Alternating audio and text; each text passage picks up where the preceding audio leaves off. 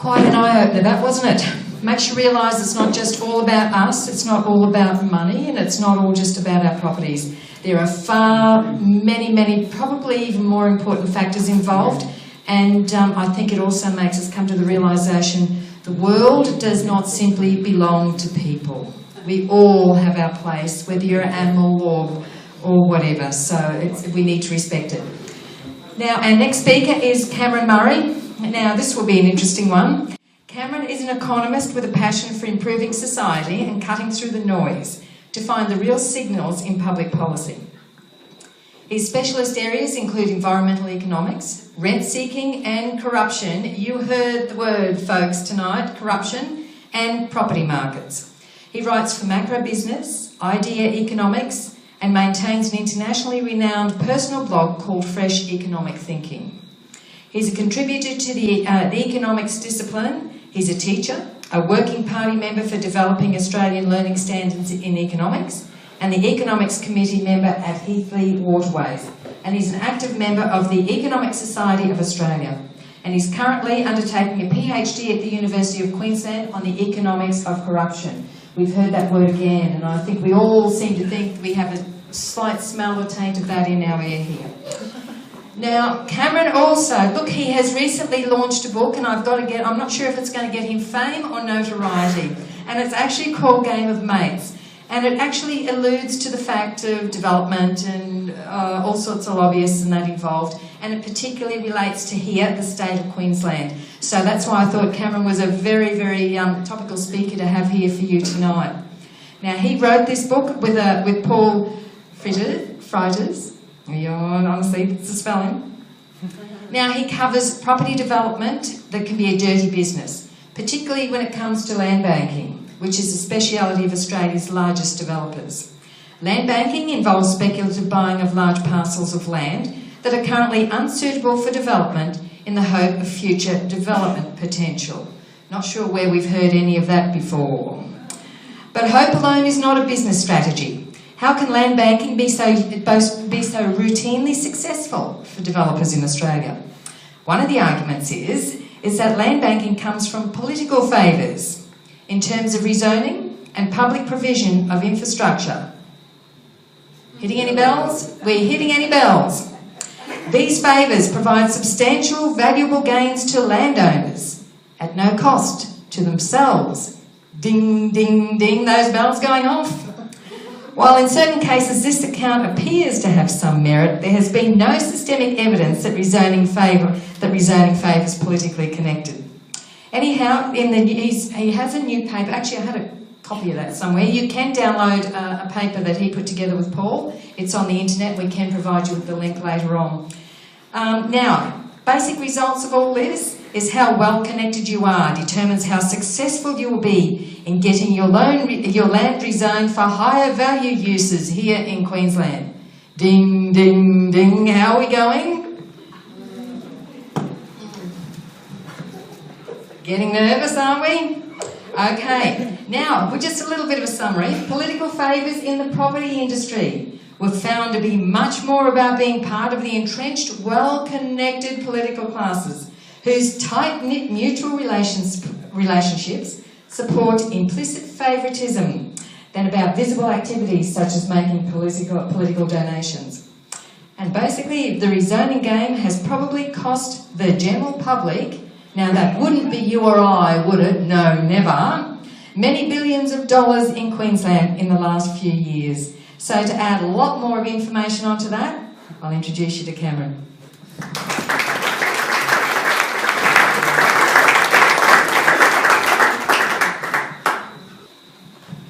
All right, thanks for having me, Cheryl and Kathy and everyone else who's been involved in organising it.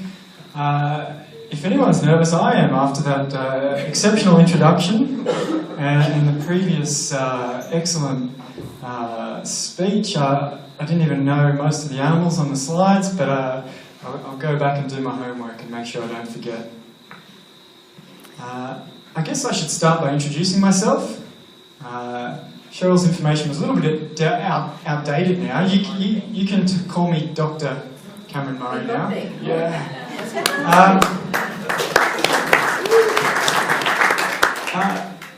not the medical type, although maybe I should start my story there. I worked for a few years from about 2006 in the state government and at the QCA, which is the Queensland Competition Authority, as an economist.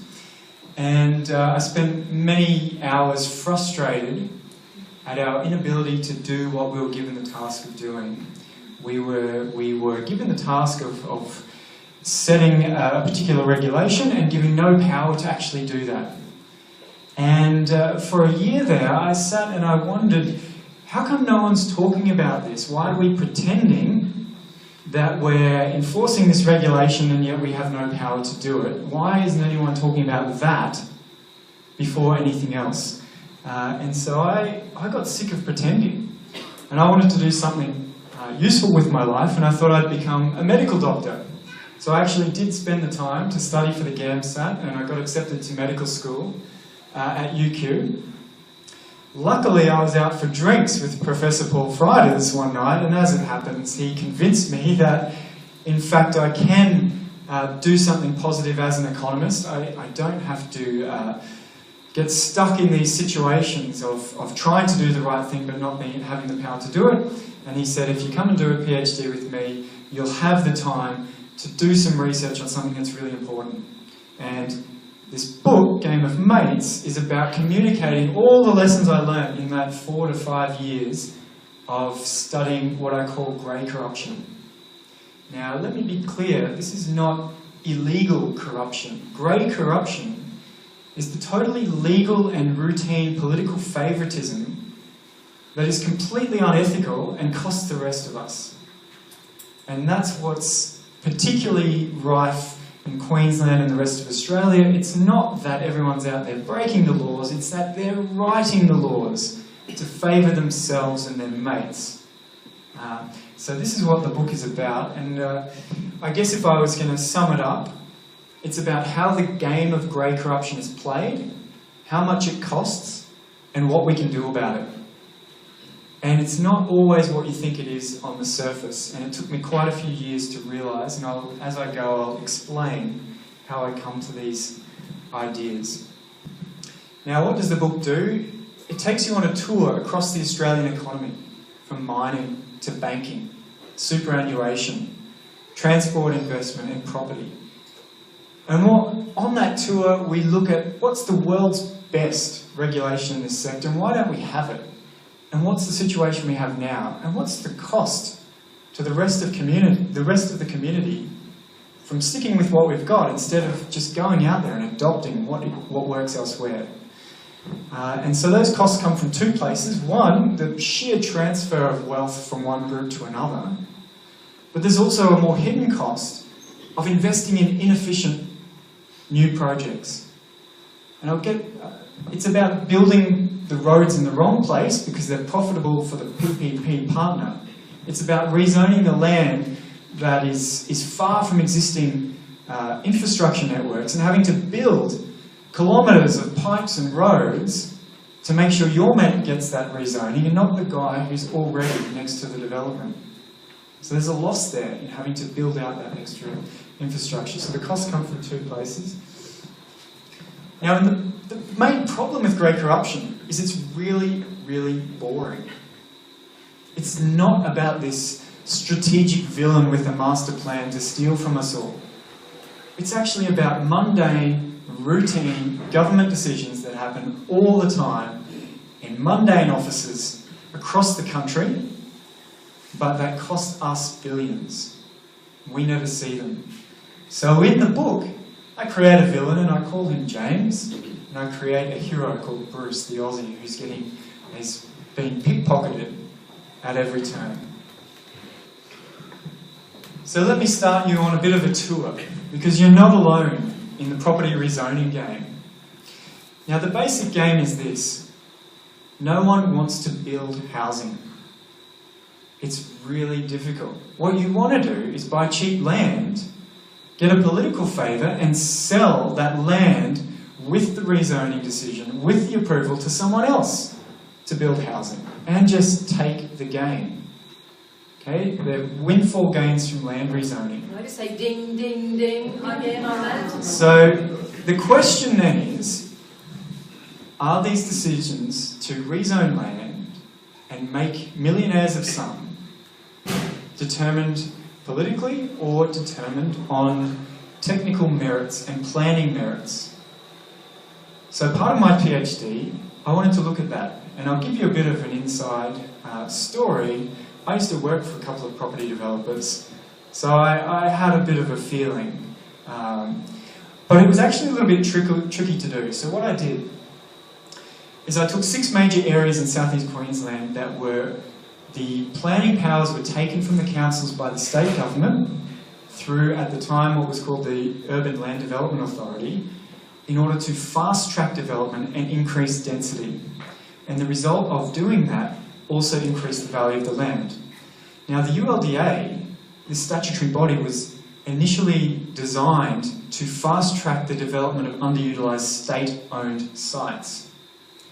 It got used instead to rezone privately owned sites, okay, and give out favours to landowners. So what I did is I looked at all of those sites and I took a sample of all the landowners who were inside the boundary, who got the favour, and those immediately next door or across the road who had comparable sites who missed out, who could have perfectly well been rezoned had they drawn the line slightly differently on the map. So the question was, what determined where that line was drawn? Was it a characteristic of the land? Well, not really, because they're just next door and essentially identical. Or was it a characteristic of the landowner? So what I did is I started to find out who owned the land. And so I spent over $11,000 buying data from ASIC to get all the corporate records of landowners. I wrote some code to scrape the data of the Lobbyist Register in Queensland, the Membership Register of the Property Council of Australia, the Urban Development Institute of Australia, all the political donors. I spent an afternoon on level 5 of a building in Mary Street, photocopying from ring binders the historical political donations data. I got all the previous annual reports of the ULDA, and I got all the information on all the senior staff and board members and their former employers, previous employers. And what I did, there's also a database of former state politicians and where they work as well. And I scraped all that data and I mapped this enormous network that had 13,000 individuals and organisations connected by 272,000 types of relationships. So it was this amazing universe of people and how well connected they were. And it turns out the thing that predicts who got the decision, who got the boundary drawn around their land instead of missing out, was how well connected they were in that network. How well connected they were and how well connected their friends were.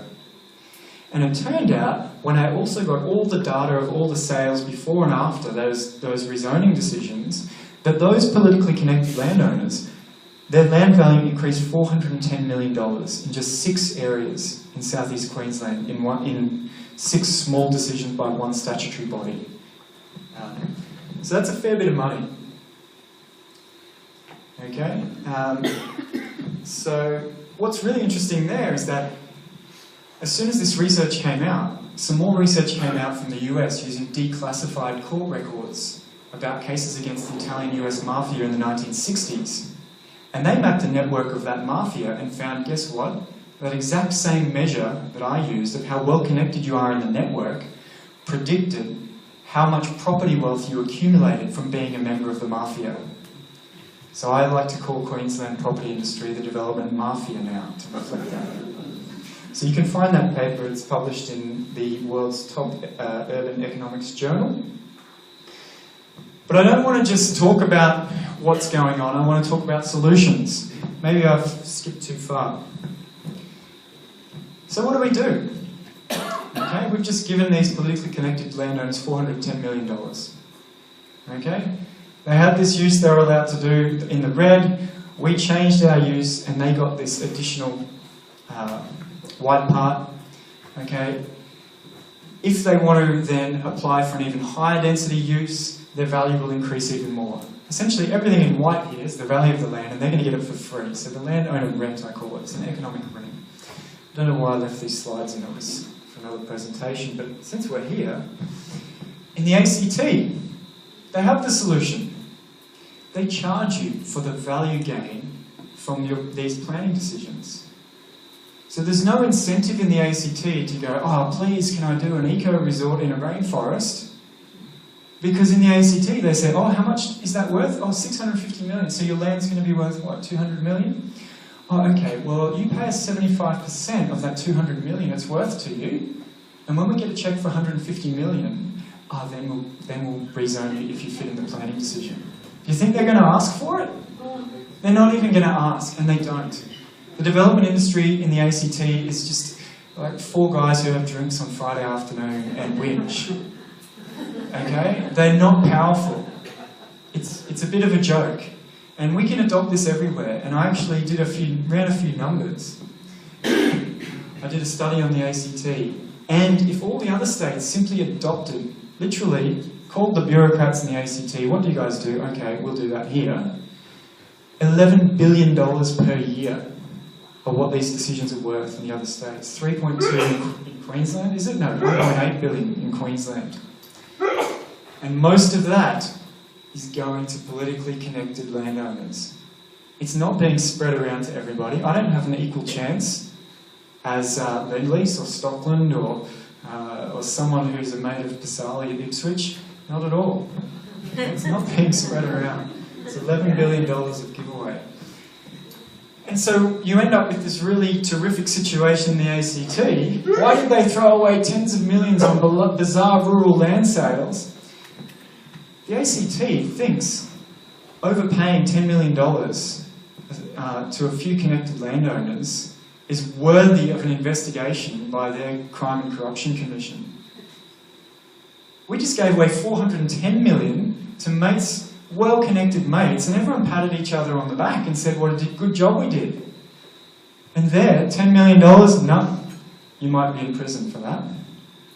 We're totally in another ballpark. We're not even conceptually on the same page of what's going on here. So wouldn't it be great if $10 million was all we were arguing about and not 1.8 billion a year? So you're also not alone in big landowners trying to bypass council procedures and go straight to the state government and get their land a priority development area, or whatever the current lingo is. This is another example at Logan. So it's a bit hard to see, but on the east of this blue line, this hashed area, is one of those rezoned ULDA priority development areas. The yellow site is a landowner who only got 1/3 of their land on the inside. And they thought, well, I just got a freebie, it's worth quite a lot. I think the total site, I don't know how much, it's a lot because they've applied to build 25,000 houses on it. It's pretty big. It's a citrus farm and a few other things. So they missed out. They spent years trying to get the rest of it rezoned. What did they do? They hired the former president of the Gold Coast Property Council to be an in-house lobbyist. What did he do? He drove all the councillors around. What would you like to see here? Oh, farm stays. Yeah, I'll put that in the application. What would you like to see here? Oh, I'll put that in it as well. Okay, took them out to dinner, took them out to lunch, hosted events, brought in world-renowned planners and speakers, and generally tried to work their networks. Now, the council actually dug their feet in, but the state government didn't. They turned around in their new regional plan and drew this red splodge on a map and said, yeah, that's a priority development area now. We're taking planning controls away from the council to fast-track that development. Now, that splodge doesn't seem to have any justification apart from the fact that it happens to all be owned by this guy here. Okay, if you saw the shape of that splodge, it would make no sense that that's where the zoning should occur and that's where development would occur. But of course, they're not going to build it anyway because a neighbouring site that got the same planning approval, they had argued for years with the council, oh, there's a housing shortage in Logan, we need to build, I think it was 30,000 houses here. Okay, this is pretty big time. We need it, oh, look, if you don't give us the approval, there'll be a housing shortage, it'll be a complete disaster. So they approved it. It's Lend-Lease, by the way, at Yarra Builder. And by the way, the former project manager for Lend-Lease happened to become the CEO of the ULDA, the state government authority that actually then rezoned that land within 12 months. And then, since we're just naming names, his name's Paul Eagles, and he worked at ULDA, rezoned that land owned by Lend-Lease, and then took control away from the Sunshine Coast Council at Caloundra and rezoned Stockland's land there, and you'd never guess where he works now. Okay, you got it. Right, you're right. He does work as an in-house lobbyist at Stockland. It's amazing. Who would have thought? Anyway, so back to my story of Lend-Lease. They'd argued about this housing shortage. Now they had to report to their investors what's going on with this planning decision. What did they say? They told their investors, we now have an approval that's going to last us over 30 years. Hang on a minute. When exactly were you going to solve this housing shortage that you've told the council? In 25 years' time? Doesn't make any sense. You're giving them this right to develop, but no obligation to do what they've promised they will do. And that's one thing you've got to understand with particularly your situation here. Getting an approval from the state to do that is the first step, because you can then not do it, do something else, or ask for something else, or sell the land. It's not a promise. It's an option to do it. Okay, so be careful. If they were really serious, you could potentially sidetrack it by saying, well, if that's what you've proposed, this is the cost for the infrastructure. Once you've paid for that up front, because you're really genuine about it, right, maybe then we'll do it. And of course they won't ask for it then if they have to pay for it, because probably what they're proposing is not what their master plan really is. Anyway, property is just one small part of a bigger picture. There's mining. And the funny thing about mining is it's if you don't dig out the coal, it's still there. No one actually thinks about this. I know it's not that difficult to understand, but when the miners say, oh, we're not going to have any growth unless we dig out the coal, you'll be like, well, but then we can dig it out next year or the year after. It's not going to go away, okay? So it doesn't really matter in mining when you dig it out. The less you dig now, the more you can dig later. So it's another one of those little tricks the industry tries to pull, like this, oh, if we don't dig it out, it's a real problem. No, it's not at all.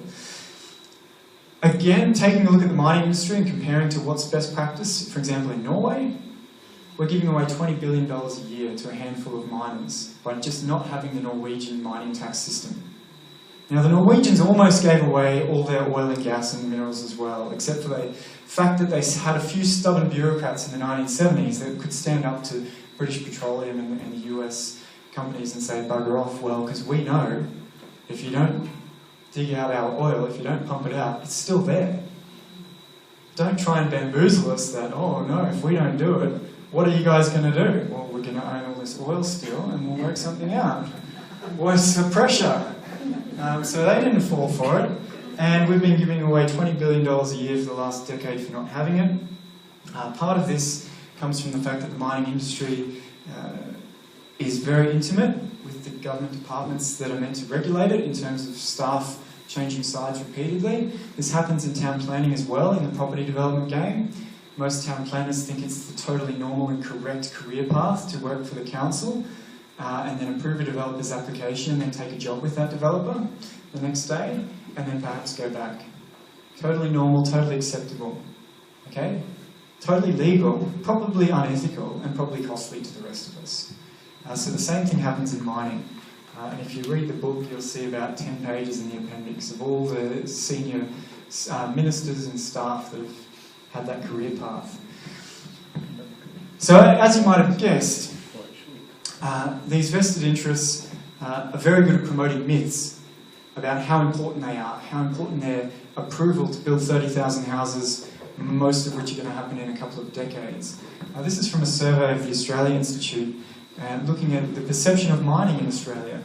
And it turns out that people perceive that mining is about half locally owned, when in fact it's less than a fifth. Most people think it's about 30% of the economy, when it's less than 10%. and most people think it employs almost 20% of people when it employs about 2%. So they've done a very good job of misrepresenting their role in the greater economy, as have all the vested interests in all the industries. So let's quickly continue on the tour. In banking, Australia's bank profits are by far the world's highest, by a huge way. 30 billion in pre-tax profits last year, which is 2% of GDP altogether. Again, we see staff rotation at all levels. APRA, the prudential regulator, and lobby groups. We can see it most visibly at the top with Anna Bligh, former Premier, and Mike Smith, former New South Wales Premier, now essentially lobbyists for the banking industry. We can see that the former ANZ CEO, I think he was Mike Smith. Mike Baird is now a lobbyist from New South Wales. Mike Smith is the former ANZ CEO. He's an in-house advisor to one of the big 4 accounting firms now, whose essential jobs are lobbying for these industries. He made $88 million while he worked for ANZ at the same time that they made record losses trying to move into Asia. Anyway, so the basic form of this gift in banking is that money is a public good, but we have privately created money through the banking system, and we could have public money. We could all have accounts at the Reserve Bank, and they could charge us the cost of running the banking system, since all the banks also have an account at the Reserve Bank anyway. So our estimate is around half of those profits are freebies to the banking sector. That's $1,500 per house per year is a giveaway to the banking sector. In superannuation, you get a similar story. I don't really want to dwell on it too long, but essentially it's one of those hidden industries that happens in corridors, in buildings that no one hears about. They've got your money. You have no idea what's going on. This average Australian superannuation fund charges 1.2% of the balance a year. In Denmark, it's 0.1%. Why? Because they have a default public super provider that just charges what it costs. So any other private provider has to undercut them, and we don't have that option. So we get this implicit collusion. There's no way to break in and undercut.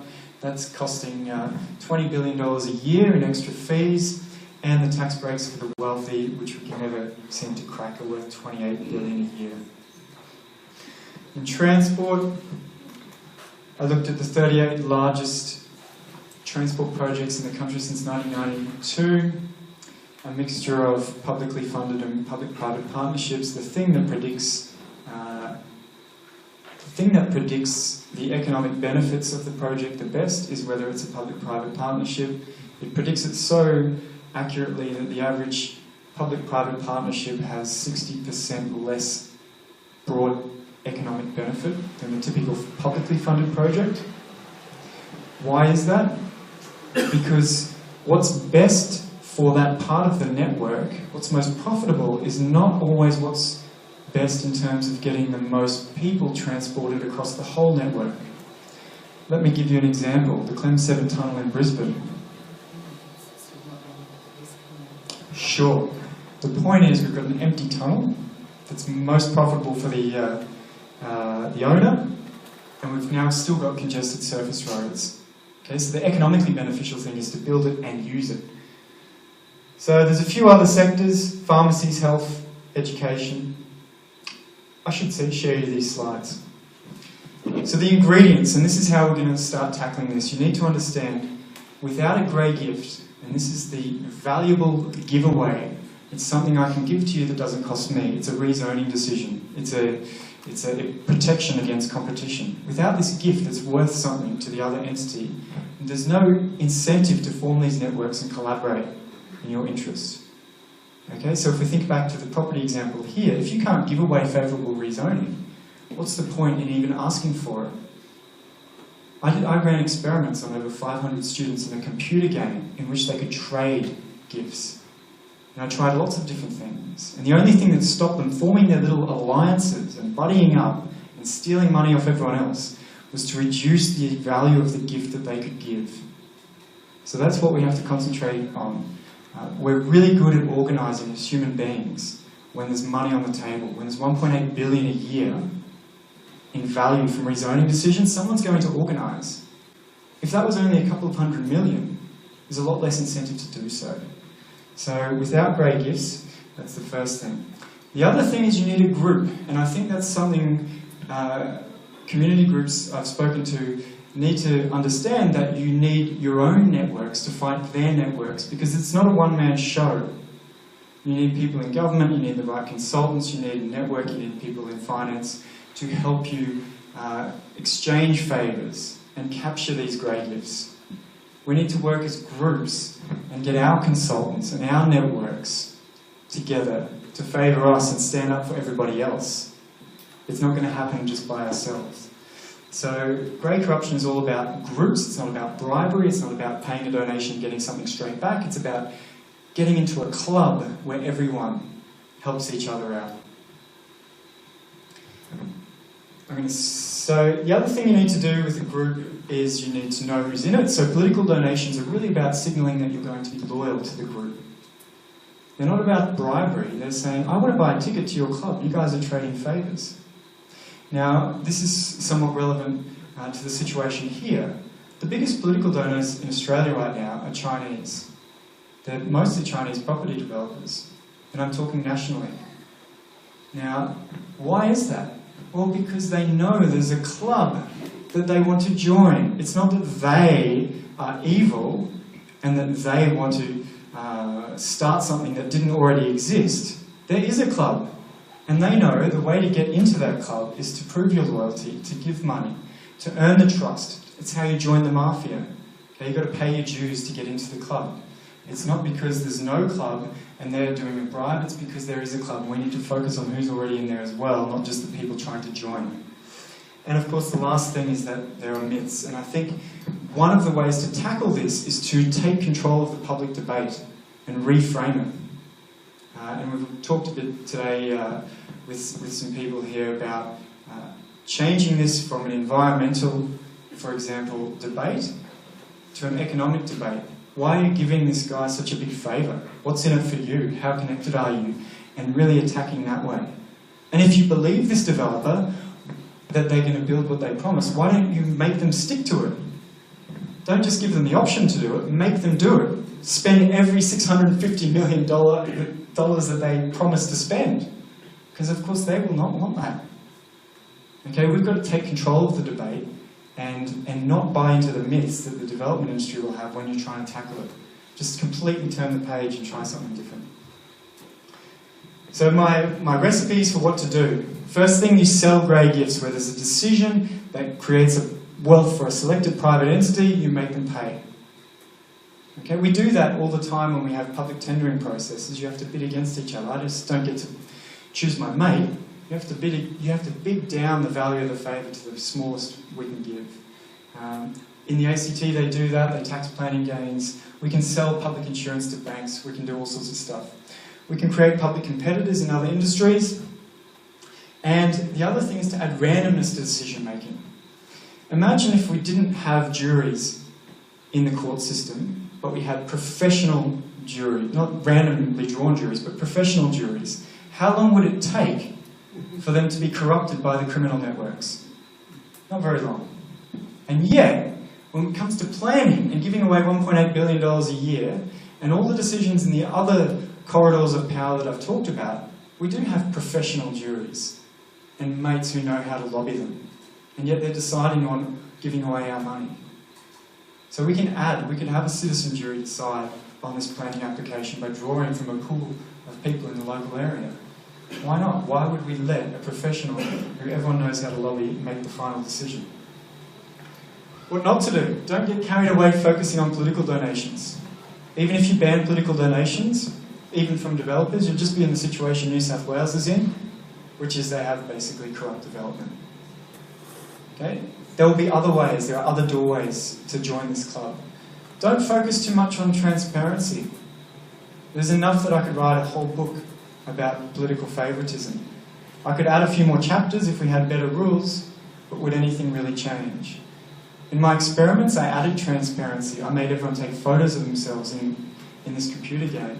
And I thought, obviously they're going to do the right thing because they don't want the other guys to beat them up in the lift on the way out because they stole $20 off them. I paid them real money, these students. And do you know what happened? When they knew everyone was watching and they still gave the favour, it just proved how loyal they were. And they became more loyal. Because if you give your mate a favour in private, that's one thing. If he does you the favour in front of everyone, then he's really, really loyal. This is the last slide. The other thing is, don't be seduced into getting the right people into politics. In those social situations, everyone will be corrupt eventually. 84% of students that I gave the chance to, who were otherwise honest, who didn't even know the people, stole $20 off someone they didn't know by forming an alliance with other people. That's almost everyone. And try not to privatise public things like that. So that's the end. Can I just ask you, the bar slide you have there on the importance? I don't know what... You go back to the myth one? Yeah, yes, please. Okay. Oh, that's the end of mine. We can have questions and talk. No, I just want to draw some analogies. I think take away the Australian ownership out of here, and we'll apply this to our local situation. Mates create myths about how economically important they are. Now again, I'm ringing some more bells here. The myth that's currently being built about the economic importance of the development in our region. Okay, the actual as against probably the myth that's being claimed. The economic size and so-called value that is being claimed that is in actual fact, we probably know the reality. And also the so-called employment myth in particular that is very much being perpetrated in our local community on the so-called development. So that really is a beautiful graph and representation, just a slight change of wording that is very, very applicable to what is happening here. Thank you.